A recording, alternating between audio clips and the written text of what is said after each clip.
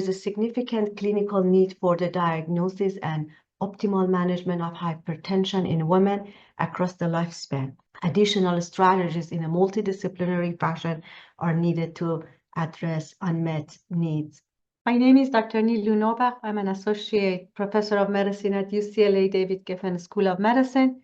As a nephrologist with a special interest in hypertension management, I'm here today to discuss hypertension management in women with a multidisciplinary approach. This piece will be featured in March 2025 issue of Mayo Clinic Proceedings.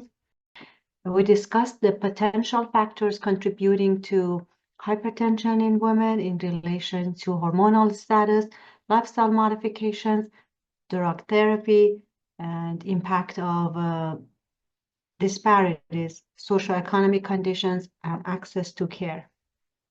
I was able to call in expert colleagues, women faculties from multiple disciplines at UCLA, from Department of Medicine, Division of Nephrology, Cardiology, Medical Nutrition, Endocrinology, Department of Obstetric, Division of Maternal-Fetal Medicine, and Department of Psychiatry.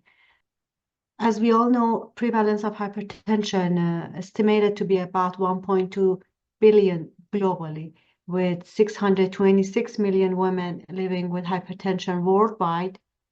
Nearly 1 out of 2 adults in the United States has hypertension, about 116 million. More than 50% reported to be women, 44.9 million.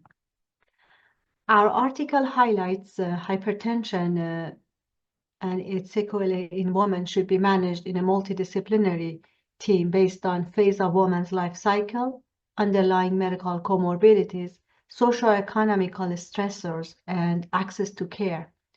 Choices of therapy should be made in relation to reproductive, peri- and postmenopausal phases with consideration of hormonal alteration and other comorbid factors such as hypertension disorder of pregnancy. We also encourage researchers to incorporate a stratification by sex, race, ethnicity, and phases of woman's life cycle when designing and analyzing clinical trial and research projects. We have several challenges and unmet needs to optimize the management.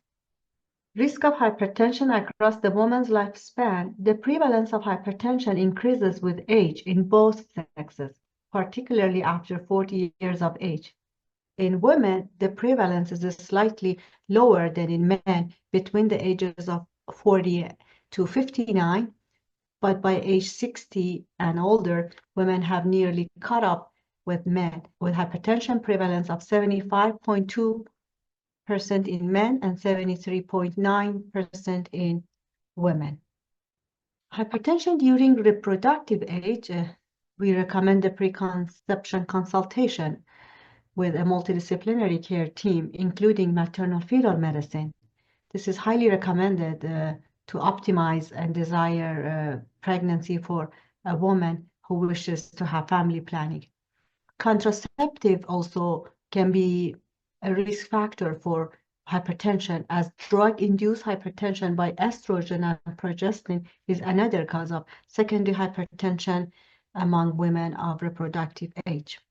Hypertensive disorders of pregnancy, or HDP, include both pregestation and gestational hypertension with maternal and neonatal complications.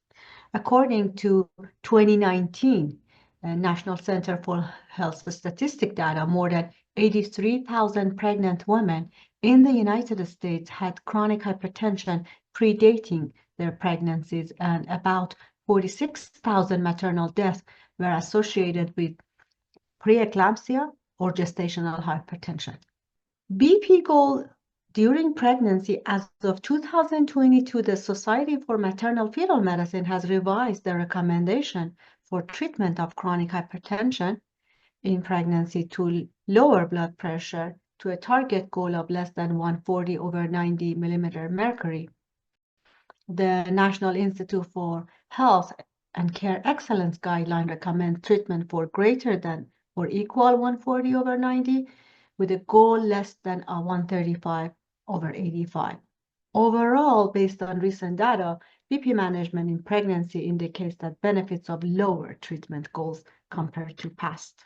For premenopausal women and salt-sensitive blood pressure characterized by increase in blood pressure following salt loading or drop in blood pressure following salt depletion, which is reported up to 50% of hypertensive patients. The mineralocorticoid pathway may be implicated in the mechanism of the salt-sensitive hypertension among perimenopausal women. So MR antagonists may be preferred antihypertensive choices for this patient's population. Premenopausal women may have heightened aldosterone production to stimulate an expression of endothelial mineralocorticoid receptor mediated by sex hormones that lead to endothelial dysfunction and hypertension. Hypertension and menopause in women is due to alteration of estrogen and progesterone hormones.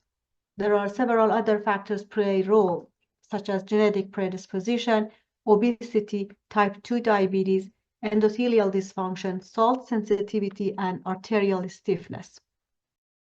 We designed these wheels as lifestyle modifications have pivotal role and play a very high positive impact that measurably can reduce blood pressure. As you see, DASH diet can help to drop blood pressure between 8 to 14 millimeter mercury, weight loss for 5 to 20 drop point in blood pressure for 10 kilograms. Physical activity can help to drop blood pressure between 4 to 9, sodium restriction between 2 to 8, stress reduction 5, tobacco cessation 2 to 4, and moderate alcohol consumption can help to drop blood pressure to 2 to 4 millimeter mercury. As far as weight management, weight circumference, which is WC, and waist to height ratio, which is WHTR, can be indices of central obesities. They can predict the risk of hypertension for women. There are data that suggest if these are better predictive value than BMI alone. So it's important to consider these two measurements into our risk management. As far as sleep, studies suggest that night shift work, short sleep duration, or poor sleep quality might increase the risk of hypertension. Acute sleep restriction has been shown to increase blood pressure and sympathetic nervous system activity. The prevalence of hypertension was significantly higher among women who slept 5 hours or less per night. Pharmacotherapy treatment for women with hypertension is discussed in our paper in figure 2. The antihypertensive choices vary among women across different phases of life. These choices are limited during the reproductive age, including the preconception phase and during pregnancy, given the risk of teratogenicity and the side effects on the fetus. This limits access to RAS blockade agents for patients with diabetes, chronic kidney disease, or cardiac disease. Therapy choices during perimenopause and postmenopause are more similar to those with men in relation to comorbidities. We summarize the pharmacotherapy management for women across 3 phases of life. As you see in figure 2, we have hypertension during reproductive age, during perimenopause, and during postmenopause in relation to comorbidities. In conclusion, there is a significant clinical need for the diagnosis and optimal management of hypertension in women across lifespan. With continued growth of hypertension in women and the anticipated increase in prevalence of HDP, which is hypertensive disease of pregnancy, due to the obesity epidemic, increasing maternal age, and rising prevalence of metabolic syndrome, additional strategies in multidisciplinary fashion are needed to address unmet needs. We hope that you found this presentation from the content of our website valuable. Our journal's mission is to promote the best interests of patients by advancing the knowledge and professionalism of the physician community. If you are interested in more information about us, Our homepage is www.mayoclinicproceedings.org. There you'll find access to information for our social media content, such as additional videos on our YouTube channel, www.youtube.com Mayo Proceedings, or journal updates on Facebook, www.facebook.com Mayo Clinic Proceedings. You can also follow us on X, formerly known as Twitter, available at Mayo Proceedings.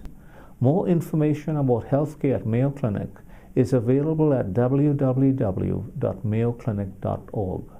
This content is copyrighted by Mayo Foundation for Medical Education and Research, published by Elsevier Incorporated. All rights are reserved, including those for text and data mining, AI training, and similar technologies.